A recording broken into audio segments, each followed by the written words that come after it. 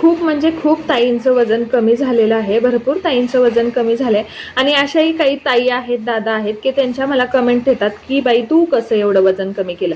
आता तुम्हाला माहिती आहे का, मी खरंच वजन कमी केलं. ते तेवढं सोपं नव्हतं जेवढं तुम्हाला वाटतं एवढं.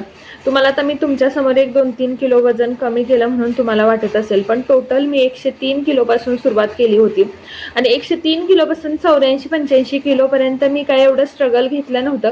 ते ऑटोमॅटिक माझं वजन कमी झालेलं. पण नंतर 84 किलोपासून आत्तापर्यंत जे माझं वजन आलंय, म्हणजे 15-16 किलो जे मी वजन कमी केलं, त्याच्यामध्ये मी खूप त्राससुद्धा सहन केलेला आहे.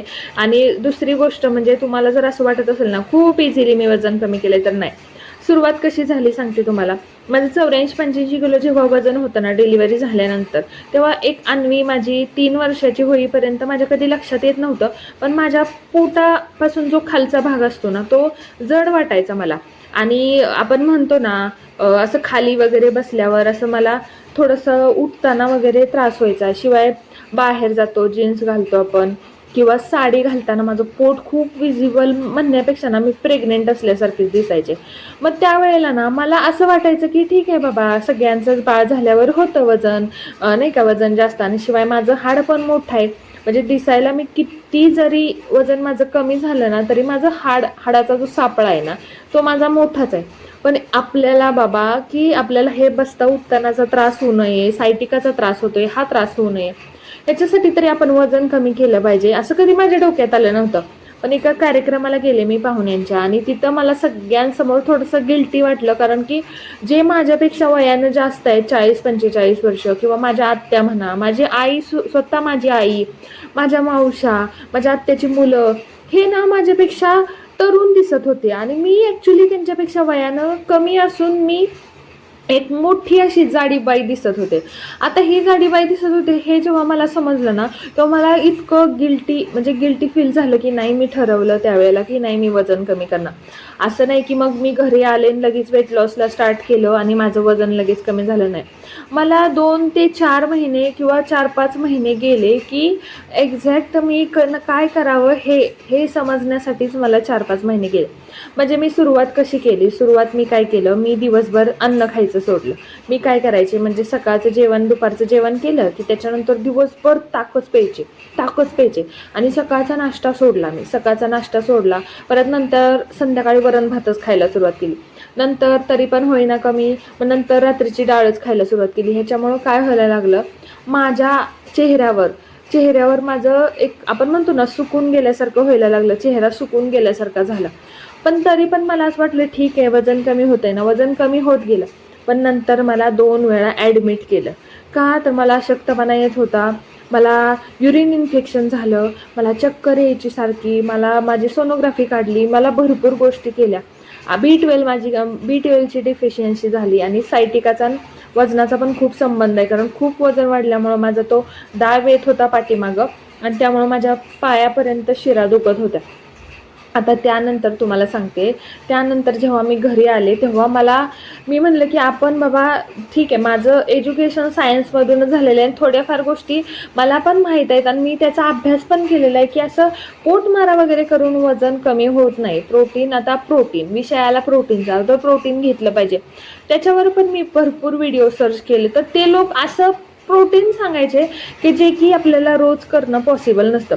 म्हणजे रोजच आपण नाही का, ब्रोकली, पनीर, ओट्स, ह्या गोष्टी आपण रोज खाऊ शकत नाही, कारण आपण राहतो फॅमिलीमध्ये आणि आपण खाल्लेली गोष्ट सेपरेट करून आपण स्वतःसाठी कधी खात नाही. आणि जरी खाल्ली तरी समोरच्याच्या प्लेटमध्ये जर छान छान पदार्थ असतील तर आपल्याला ती गोष्ट खाऊ वाटत नाही. मग मी काय म्हणलं, की मी विचार केला, की आपण याच्यातूनच छान छान रेसिपी करायच्या का, म्हणजे वेट लॉस रिलेटेड अशा छान छान, की ज्यानं मला खाऊ पण वाटेल आणि बाकीची घरातली पण खातील. म्हणून मी वेट लॉससाठी, आपला रेसिपीसाठी चॅनल सुरू केलं, बरोबर. आणि असंच मला नंतर लक्षात यायला लागलं, की बाबा, ह्याच्यात प्रोटीन, त्याच्यात प्रोटीन बोलत बसतात लोक. सगळ्या गोष्टीमध्ये प्रोटीन आहे, फक्त आपण 4च गोष्टींची नावं अशी दिलीत, की त्याच्यामध्येच एवढं प्रोटीन आहे, आणि सगळ्या गोष्टी मोजमापाच्या झाल्या आहेत, बरोबर आहे का. ठीक आहे, लोकांना आवडतं मोजून मापून खायला, कारण ज्याचं त्यालाच त्रास माहीत असतो, ज्याचं वजन वाढलंय त्यालाच कळणार, बरोबर आहे की नाही. म्हणून तो मोजून मापून खात असतो, काही प्रॉब्लेम नाही. मग आपण पण थोडंसं व्यवस्थित खायला सुरुवात करूया. मग मी थोडंसं त्याच्यावर सर्च केला की बाबा ह्याच्यापेक्षा हे बेटर, त्याच्यापेक्षा ते बेटर. बाहेरचं खायचं सोडून दिलं मी, वरून मीठ घ्यायचं सोडलं, साखर कमी केली, साखरेवर पण अभ्यास केला की आपण बाबा खीर फक्त आपण उपवासा दिवशी आणि सणावारालाच आपण गोड खातोय किंवा आठवड्यातून एकदाच गोड खातोय, पण रोजचा आपलं गोड आहे तो म्हणजे चहा. मग मी चहा सोडून बघितला. चहा सोडणं मला खूप कठीण गेलं. मला चक्कर यायची, मला क्रेविंग व्हायची गोड खाण्याची, मला त्रास व्हायचा, माझी चिडचिड व्हायची, मला सकाळी असं भूक लागायची, पोटात आग पडायची, अशी इच्छा व्हायची की नाही खाल्लंच पाहिजे, गोड खाल्लंच पाहिजे.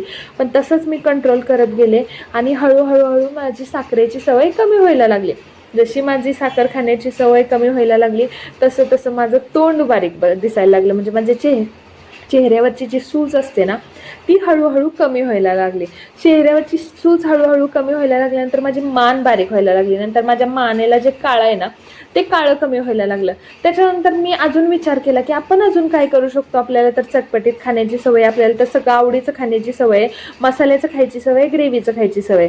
मग मी काय केलं, तेलाचा वापर मी कमी करायला सुरुवात केली. त्यात पण मी विचार केला असंही तेल महाग असतं, बरोबर, तेलाचं खाल्लेलं चांगलं नसतं, आपलं तेलही वाचतंय, आपण तूपही वापरू शकतो. तूप वापरून मी भाज्या बनवायला लागले. मग अजून माझं वजन कमी व्हायला लागलं, माझ्या पोटाची चरबी कमी व्हायला लागली, मला माझ्या जुने कपडे बसायला लागले, मला जीन्स बसायला लागली. आणि महत्त्वाचं म्हणजे ऑडियन्स जे आहे, तुम्ही बघणारे ताई दादा आहेत, त्यांचा एवढा मला म्हणजे नाही का फुल्ली सपोर्ट यायला लागला, त्यांचं कमेंट तुमच्या यायला लागल्या, मला माझंही कमी झालं, कारण मी ह्या गोष्टी यूट्यूबवर शेअर करायला लागले.